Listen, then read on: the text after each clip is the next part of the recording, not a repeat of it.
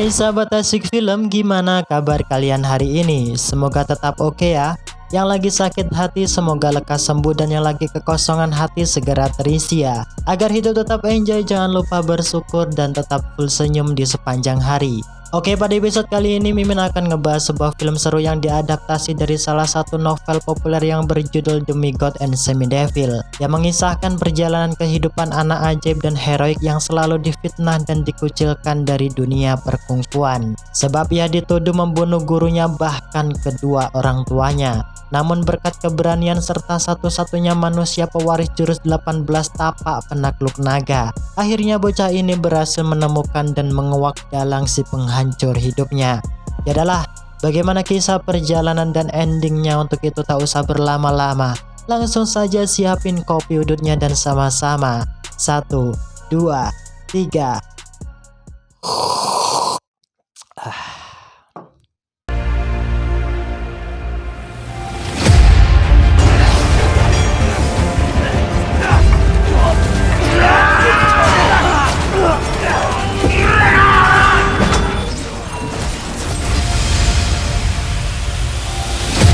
Film dibuka di sebuah desa kecil ujung kulon yang bernama Desa Chongyun. Diperlihatkan akan keharmonisan keluarga kecil yang hidup penuh dengan kesederhanaan. Bahkan mereka juga merawat dan membesarkan seorang anak laki-laki yang belum jelas akan asal-usul keluarganya. Anak tersebut bernama Qiufeng.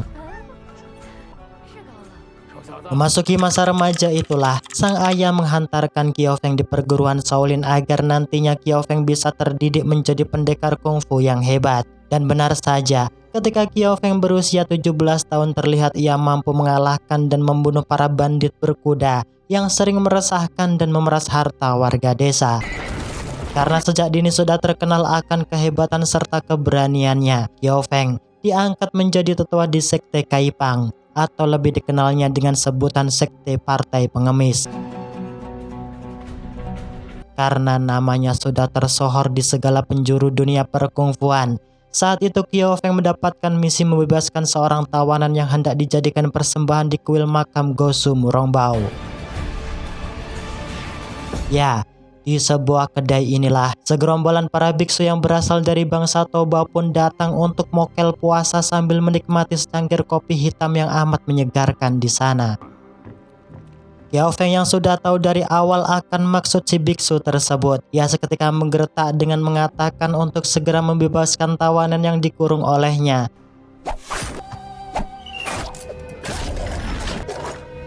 Namun perkataan Qiufeng dicekal oleh si biksu, yang mana ia tetap berisi keras tak akan membebaskan tawanannya meskipun nyawa yang menjadi taruhan.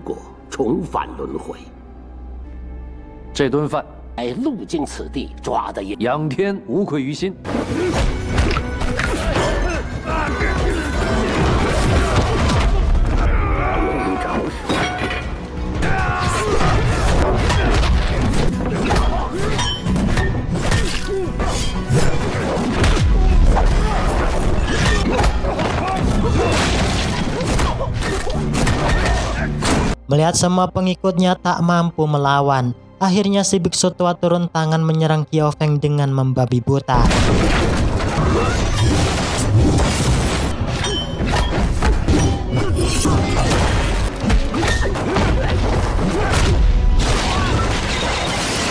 Karena tak ingin kalah, si biksu tua seketika mengeluarkan jurus pamungkasnya yang berupa tapak api pemusnah agar dapat mengakhiri nyawa Qiufeng.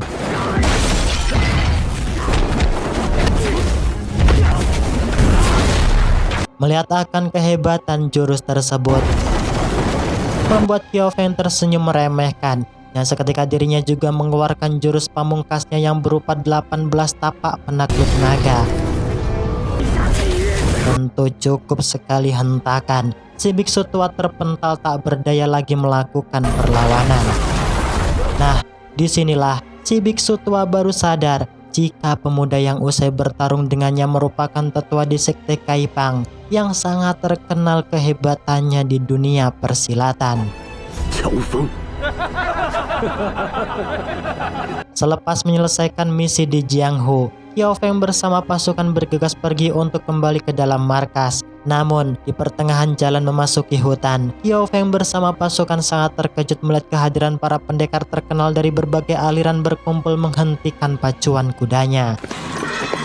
Dari kejauhan itulah, salah satu pendekar negeri Song berteriak mengatakan di hadapan Qiao Feng, jika saat ini kondisi Sekte Kaipang sedang dalam masalah besar. Mereka mengatakan, jika di dalam Sekte Kaipang terdapat seorang pengkhianat yang memiliki status tinggi di dalam sekte.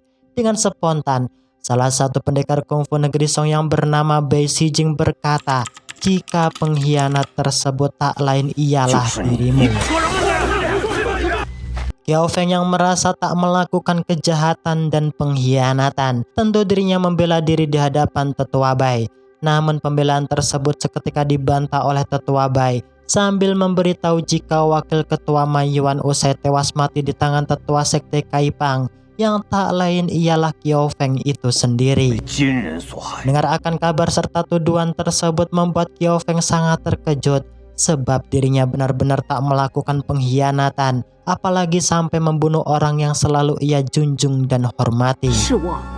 Di sini pembelaan Qiao Feng juga tak memiliki arti di saat sang istri wakil ketua Ma Yuan yang bernama Nona Min datang membawa sebuah surat yang sengaja ditulis oleh suaminya sebelum ia mati terbunuh. Di sini Nona Min sengaja memberikan surat tersebut pada Tetua Bai agar dapat terungkap akan asal-usul jati diri Qiao Feng yang sebenarnya. Dengan nada yang lantang, Tetua Bai membaca isi naskah surat tersebut yang memberitahu jika Qiao Feng bukanlah berasal dari darah bangsa Song, melainkan dirinya berasal dari bangsa Qidan yang merupakan musuh terbesar secara turun-temurun bagi bangsa Song.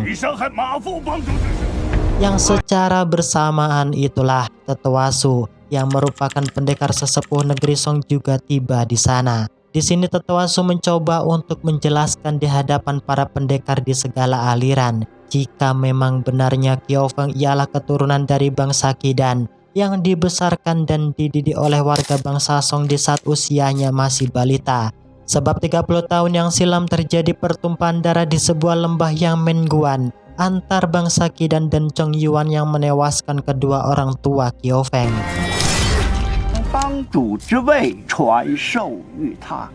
Mendengarkan akan kenyataan isi surat serta ungkapan dari Tetua Su, terlihat saat ini pendekar Qiao Feng tak lagi dihargai oleh anggota sektenya. Bahkan ia diludahi dikeluarkan dari posisinya sebagai tetua di Sekte Kaipang. Meskipun sedemikian, Tetua Bai Shijing tetap memegang teguh aturan di Sekte Kaipang yang mana ia menggunakan pedang penegak hukum untuk menghukum murid Kaipang yang telah menantang tetuanya sendiri. Namun hal tersebut dicegah oleh Qiao Feng yang seketika dirinya mencabut pedang penegak hukum menggantikan hukuman keempat pendekar Kaipang yang berada di hadapannya. Dan di saat itulah Qiao Feng menyerahkan pusaka tongkat pemukul anjing dengan menancapkannya di tanah. Sebelum pergi, Qiao Feng menggeretak mengatakan di hadapan mereka jika dirinya akan mencari titik terang dalam orang yang memfitnah dirinya saat ini, serta ia berjanji tak akan melukai bangsa Song seumur hidupnya meskipun dirinya berasal dari bangsa Qidan. Begitu dengan Nona Min, ia mengatakan di hadapan Qiao Feng jika dirinya tak terima dan akan membalaskan atas kematian suaminya, yang mana nyawa harus terbayar dengan nyawa. Dengar akan gertakan serta ancaman tersebut, tentu Qiao Feng sama sekali tak takut, yang malah ia menantang siapa yang bisa menghentikan langkah kepergiannya saat ini. Sedangkan di atas bukit yang amat curam, kita diperkenalkan akan sosok pendekar muda yang berasal dari kerajaan Yan. Ia bernama Murongfu. Sambil ditemani pelayannya, Tuan Muda Murongfu nampak sangat senang seakan mempunyai misi tersembunyi melihat jika Sekte Kaipang sudah terpecah belah. Di sini Tuan Muda Murongfu seketika menyuruh pelayannya yang bernama Acu untuk segera pergi mengambil kitab kungfu yang berada di kuil Shaolin. Sebab hanya Aculah pelayan yang cerdas dalam melakukan penyamaran.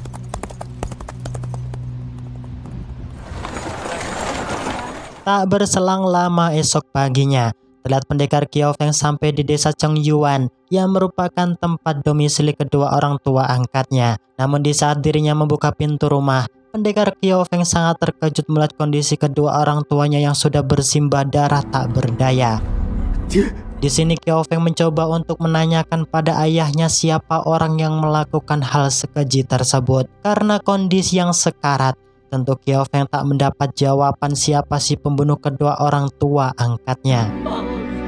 Di sini hati Qiao Feng sangat tersayat-sayat melihat kedua orang tua angkatnya mati dalam kondisi mengenaskan. Ditambah ia kembali dituduh dan difitnah oleh kedua warga desa yang menganggap jika Qiao Feng telah membunuh kedua orang tuanya sendiri.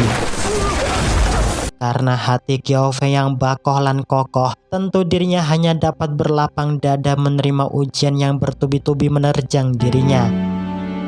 Sedangkan di sisi lain di dalam kuil Shaolin, Kilat Guru Suanku didatangi oleh ketiga adik seperguruan. Mereka sengaja datang karena usai mendapatkan kabar jika Suanku kakak seperguruannya dilukai oleh seseorang. Sang biksu Suanku yang tak ingin masalah tersebut semakin melebar. Ia menyuruh ketiga adik seperguruannya untuk tak mengkhawatirkan dirinya, karena semua ini ialah karma yang harus ia tanggung sendiri. Karena sudah sekian lama tak berjumpa, pendekar Qiao Feng juga sengaja datang untuk menemui gurunya di dalam kuil. Di sini kedatangan Qiao Feng bermaksud untuk menanyakan akan kebenaran asal-usul jati dirinya pada guru Suanku. Apakah ia berasal dari bangsa Song atau bangsa Qidan? Karena tak mendapat jawaban, Qiao Feng yang merasa aneh, secara perlahan ia menghampiri gurunya. Di sini salah satu murid Shaolin yang melihat akan kedatangan Qiao Feng, tentu ia berlari meminta tolong sambil berteriak jika guru Suanku telah dibunuh oleh Qiao Feng. Sadar jika masalahnya semakin rumit, sebelum pergi, Qiao Feng memberi salam hormat terakhir kalinya pada sang guru. Dan benar saja, para murid Shaolin pun mengejar dan memburu untuk menangkap Qiao Feng. Curiga akan gerak-gerik yang dilakukan oleh salah satu murid Shaolin. Tentu dalam waktu sekejap Qiao Feng pun berhasil menangkapnya. Di saat Qiao Feng sedang menginterogasi murid Shaolin, keberadaannya diketahui oleh biksu Suanan bersama murid Shaolin yang lainnya. Biksu Suanan yang melihat Qiao Feng yang kelakuannya sudah tak layak disebut manusia, tentu dirinya sangat geram dan berambisi besar membunuh pendekar Qiao Feng saat itu juga.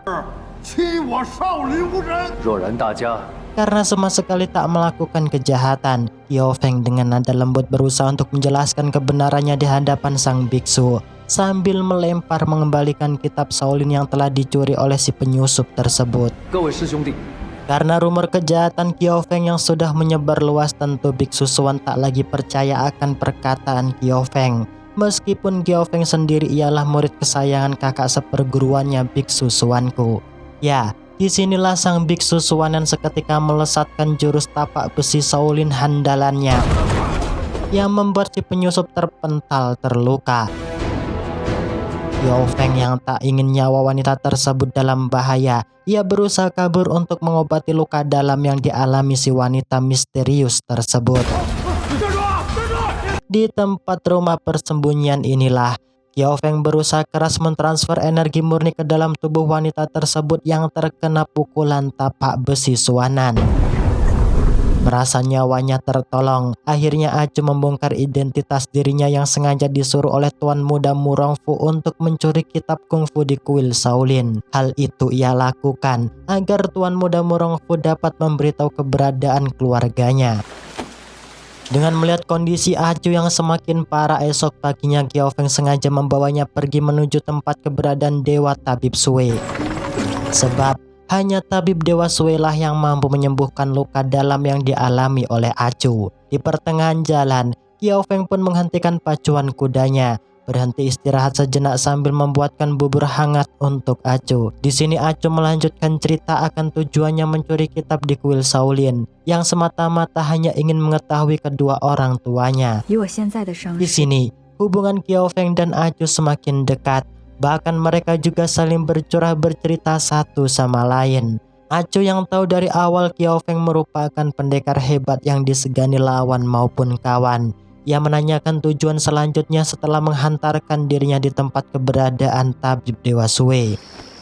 Karena masih dibingungkan akan jati diri ia berasal, seketika Qiao Feng bertanya balik pada Aju jika dirinya memang benarnya berasal dari bangsa Qidan. Apakah engkau merasa jika aku orang jahat? Aju menjawab dengan spontan mengatakan tak peduli dirimu orang bangsa Qidan ataupun bukan.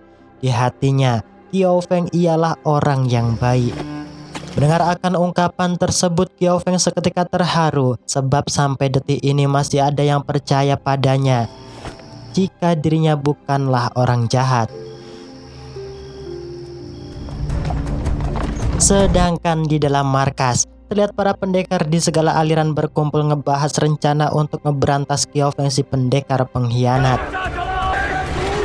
Dan benar saja tanpa mereka cari, Qiao Feng pun datang dengan sendirinya yang tak lain bertujuan menemui tabib Dewa Sue agar bersedia menyelamatkan nyawa gadis tak bersalah yang dibawanya. Tentu kehadiran Qiao Feng dihadang para pendekar di segala aliran, tak terkecuali Biksu Suwanan yang semakin geram melihat Qiao Feng bersama wanita pencuri kitab kuil Shaolin.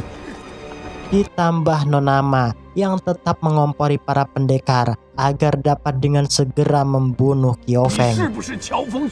Karena tak memiliki waktu banyak, Qiao Feng menggertak mereka semua agar dapat memberikan ia jalan untuk masuk bertemu tabib Dewa Sue dengan jaminan nyawalah yang ia taruhkan. Setuju akan tantangan tersebut, mereka pun memberi jalan Qiao Feng masuk ke dalam markas meletakkan Acu di atas ranjang. Yang kemudian ia menuju meja bundar memenuhi ambisi para pendekar di segala aliran yang hendak meregut nyawanya bila mampu. Ya, dengan secangkir arak itulah saat ini Qiao Feng tak memandang mereka lagi yang dulunya sahabat dekat. Tak takut akan gertakan Qiao Feng, Nonama maju lebih awal meminum secangkir arak dengannya.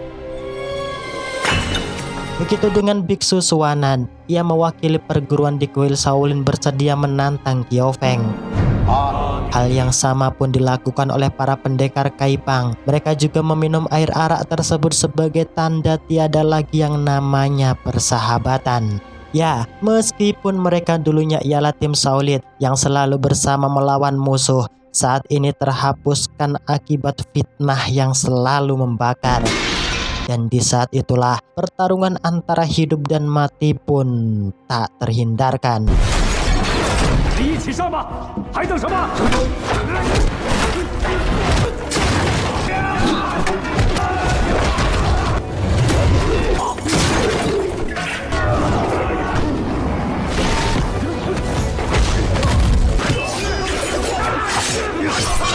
Dan benar saja, dalam hitungan menit terlihat Qiao Feng mampu meratakan mereka semua tanpa terluka sedikit pun.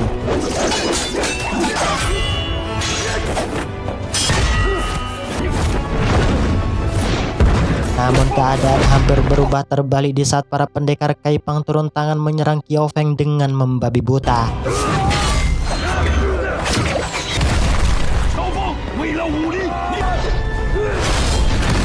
Ditambah Nonama, dengan liciknya ia sengaja menyandera Aju agar Qiao Feng dapat mudah mereka taklukan.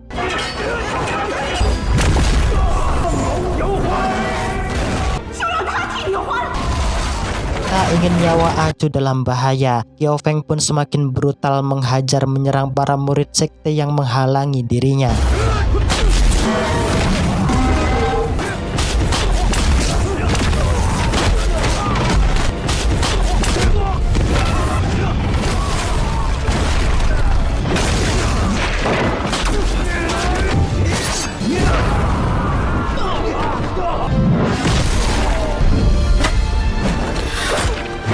Namun secara tak diduga inilah tabib Dewa Sue menikam Qiao Feng dari belakang yang mengenai titik kihuinya. Hal itu tentu membuat Qiao Feng tak dapat lagi mengeluarkan energi tenaga dalamnya. Sadar akan hal tersebut, Acu dengan penuh sedih menyuruh Qiao Feng agar dapat segera pergi. Tentu hal itu ditolak oleh Qiao Feng sebab ia sudah berjanji untuk menyelamatkannya. Para pendekar yang mengetahui Qiao Feng sudah di titik terlemah, tanpa ampun mereka pun kembali melesat menghajar Qiao Feng hingga tetes darah penghabisan.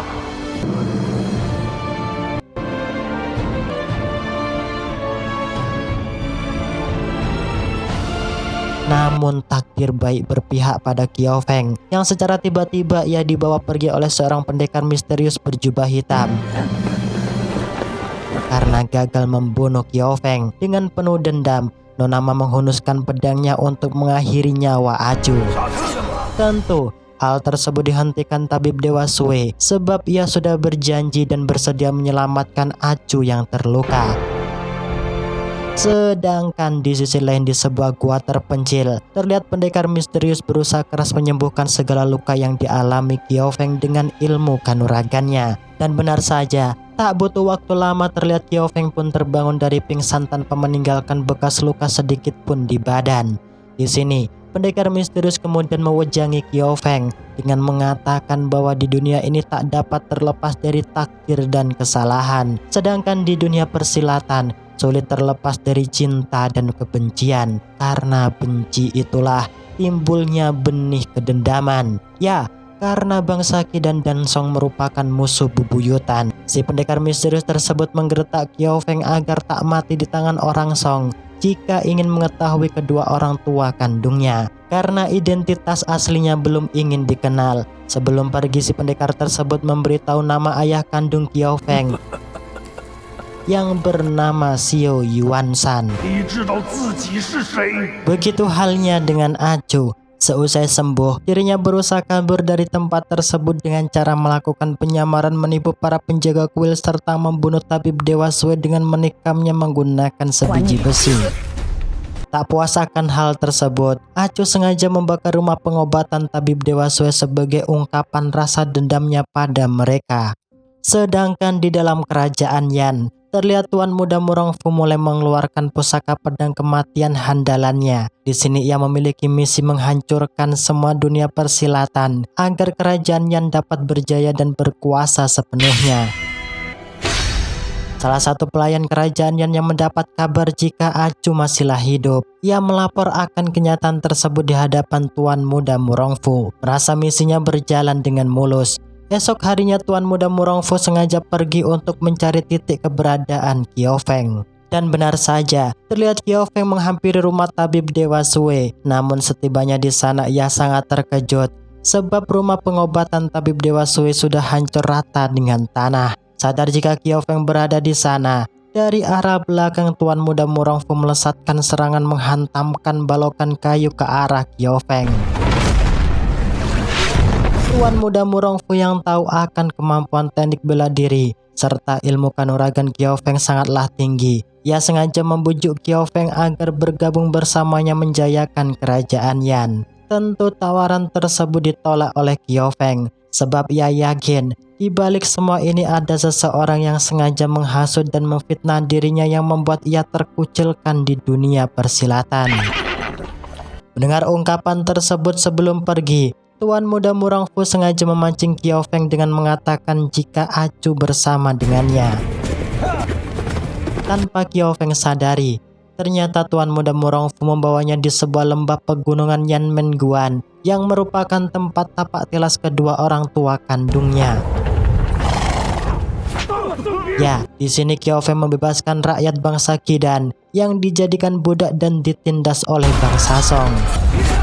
Di sini Qiao Feng selalu ingat akan ucapan Acu yang mengatakan tak peduli dirinya orang Qidan maupun Song, yang terpenting dirinya ialah orang baik. Sambil mengamati batu tapak tilas yang berada di sana, tiba-tiba Qiao Feng dikejutkan akan kedatangan Acu secara tiba-tiba. Tentu, hati Qiao Feng sangat senang dan gembira bisa bertemu Acu kembali. Seusai piuk sambil pok-pok manja, di atas bukit Yanmenguan, Qiao Feng bersumpah mengatakan akan mundur dari dunia persilatan, membangun hidup sederhana mengembala sapi dan domba. Seusai dirinya berhasil menemukan kedua orang tua Acu serta jati dirinya, Acu pun juga sedemikian. Ia berkata di hadapan Qiao Feng akan ikut bersama dirinya di sepanjang hidupnya. Penasaran akan kematian wakil tetua Mai Yuan, Acu sengaja melakukan penyamaran memberitahu tetua Bei Sijing jika Qiao Feng masihlah hidup. Dengan gertakan itulah akhirnya mereka dapat mengetahui titik keberadaan Duan Zhengchun, yang sangat ia yakini jika pendekar Duanlah yang membunuh wakil tetua Ma Yuan serta dalang orang yang memfitnah Qiao Feng. Tanpa butuh waktu yang lama, esok harinya mereka pun bergegas pergi berlayar mengarungi danau menuju Jianghu. Dari kejauhan itulah, Qiao Feng dan Acum melihat perkelahian yang sengit antara ibu dan anak, sebab anak mereka yang bernama Nona Azie tak mau mengakui jika Duan Zhengchun ialah ayah kandungnya. Meskipun kalung emas merupakan bukti jika Nona Azie ialah anak kandungnya, karena kesal dari kecil hingga tumbuh besar dilantarkan, Nona Azie menghempas melemparkan kalung tersebut serta melesatkan jarum racun mematikan ke arah ayahnya, yang untungnya Qiao Feng dapat dengan sigap menangkis serangan rahasia tersebut. Sadar jika pemuda di hadapannya ialah Duan Zhengchun, seketika Qiao Feng memperkenalkan dirinya serta mengungkapkan maksud akan kedatangannya di hadapan pendekar Duan. Di saat Nona Acu hendak mengembalikan kalung pada pendekar Duan, tanpa sengaja inilah ia mendengar percakapan mereka yang mengatakan jika Nona Azie memiliki seorang kakak perempuan yang sengaja ia titip dan berikan pada orang lain. Sebab saat itu pendekar Duan ialah pendekar fuckboy yang tidak sedikit anak serta selir yang dinodainya. Alasan itulah tentu sangat jelas kenapa Azie tak mau mengakui jika pendekar Duan Zhengchun ialah ayah kandungnya. Dengan penuh kesedihan serta kebahagiaan yang ia sembunyikan inilah Nona Acu memberikan kalung tersebut pada mereka yang kemudian pergi dari hadapannya. Tak berselang lama malam harinya sebelum pergi menemui pendekar Duan Zhengchun di danau, terlihat Qiao Feng mendatangi kuil untuk merapalkan mantra serta doa di sana. Di sini, Qiao Feng mengatakan di hadapan Tuan Muda Duan, jika dirinya malam ini akan menghabisi nyawa ayahnya untuk membalaskan dendam kedua orang tuanya yang dibantai 30 tahun yang silam olehnya. Karena tak ada perlawanan sama sekali, membuat Qiao Feng terkejut jika orang yang usai ia hantam jurusnya tak lain ialah Nona Acu yang sengaja melakukan penyamaran. Di hembusan nafas terakhir, Nona Acu mengatakan yang sebenarnya di hadapan Qiao Feng jika Duan Zhengchun ialah ayah kandungnya. Nah, disinilah baru terungkap jika selama ini orang yang menghasut, menfitnah, mengadu domba serta membunuh kedua orang tua kandung Qiao Feng bukanlah ulah pendekar Duan Zhengchun, melainkan hal itu semua ialah ambisi Tuan Muda Murongfu, Tetua Bei Zijing, dan Nona Kangmin yang bersatu padu melebarkan sayap untuk memperluas kekuasaannya. Mengetahui akan kebenaran tersebut dengan amarah penuh membara inilah Qiao Feng melesatkan kudanya dengan kencang mencari keberadaan Tetua Bei Zijing. Karena konspirasi kerjasama mereka berdua sudahlah diketahui, tentu Bei Zijing dan Nona Kangmin tak dapat berkutik apapun di hadapan mereka. Di sini Nona Min mengatakan dendamnya di hadapan Qiao Feng jika ia sengaja memperalat Qiao Feng karena dirinya sangat benci dengan pendekar Duan Zhengchun yang telah menculik dan meregut harga dirinya di saat usianya masih 14 tahun. Begitu halnya dengan Tetua Bei Zijing. Ia sengaja menyingkirkan Qiao Feng dari dunia persilatan yang tak lain agar ia menjadi tetua tunggal tak terkalahkan di sekte Kaipang. Nona Azie yang tak terima Nona Acu saudara kandungnya tewas akibat olah Kangmin. Dengan seketika ia menaburkan bubuk racun perusak wajah ke arahnya yang membuat wajah kecantikan Nona Kangmin terbakar. Hal naas pun tak terduga dialami mereka berdua, yang mana Bei Zijing dan Kangmin hanyalah diperalat oleh Tuan Muda Murongfu untuk menjebak Qiao Feng datang. Yang tentunya dalam waktu sekejap, mereka pun mati terpana oleh pasukan inti kerajaan Yan dengan brutal. Sadar jika musuhnya ialah Tuan Muda Murongfu, Qiao Feng seketika melesat, menangkis dan menghajar satu persatu pasukan kerajaannya.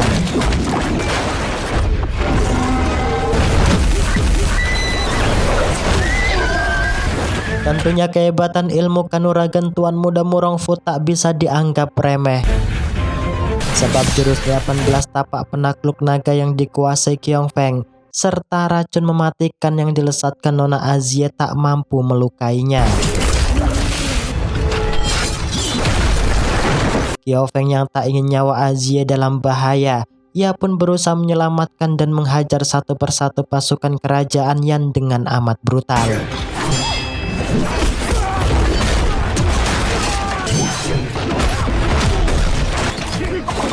Sebelum pergi, Azzie memberikan pedang pusaka milik ayahnya pada Qiao Feng untuk dapat ia gunakan melawan dan menghabisi semua pasukan kerajaan Yan di sana.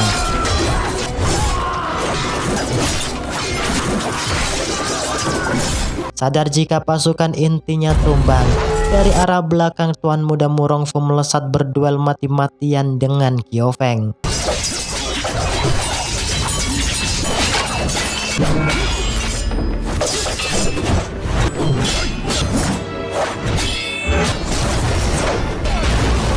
Mengerti jika pusaka pedang yang digunakan Qiao Feng dari bangsa Dali, tentu Tuan Muda Murongfu seketika meremehkan dengan mengatakan orang bangsa Khidan tak pantas mempertahankan bangsa Song.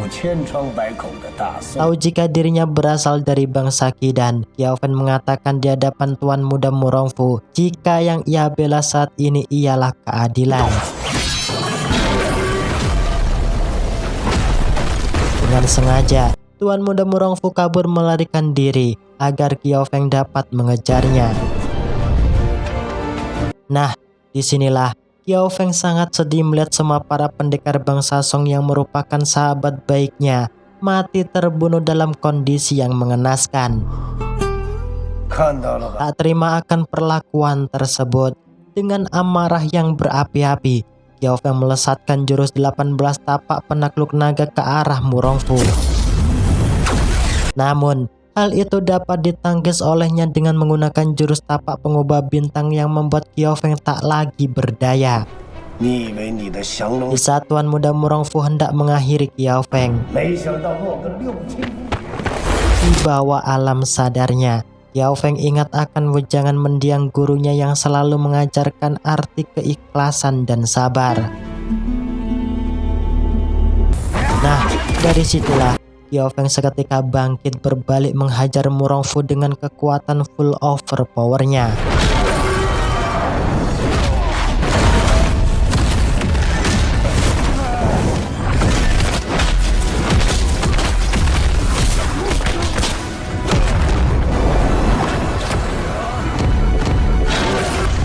Tak berselang lama dari pertarungan yang sengit, terlihat Nona Azzie bersama para anggota sekte Kaipang datang menemui Qiao Feng. Karena tak ingin lagi berkecimpung di dunia perkungfuan, Qiao Feng menolak keinginan mereka untuk menjadi tetua di sekte Kaipang kembali.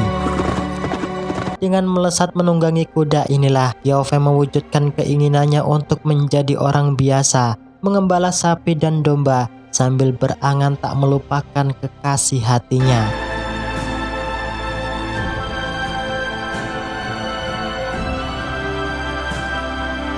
Seusai mengembala sapi dan dombanya, Qiao Feng kembali menuju pegunungan Yanmenguan untuk merekam tapak tilas kejadian 30 tahun silam yang menimpa keluarga kecilnya.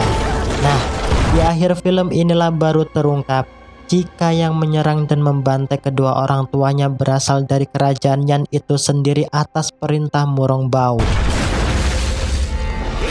Hal itu sengaja ia lakukan agar bangsa Song dan bangsa Khidan menjadi musuh bebuyutan. Namun di sini rumor mengatakan jika ayah kandung Qiao Feng belumlah tewas, sebab ia berhasil menyelamatkan Qiao Feng dengan menitipkannya pada penduduk desa Song, serta menitipkan buku kungfu 18 tapak penakluk naga pada biksu Suanku di kuil Shaolin. Karena kegagalan anaknya selama 30 tahun menjayakan kerajaan Yan, akhirnya Murongbao kembali muncul untuk memulai perpecahan kembali. Di akhir film, terlihat Qiao Feng tersenyum meremehkan dihampiri pendekar Murongbao.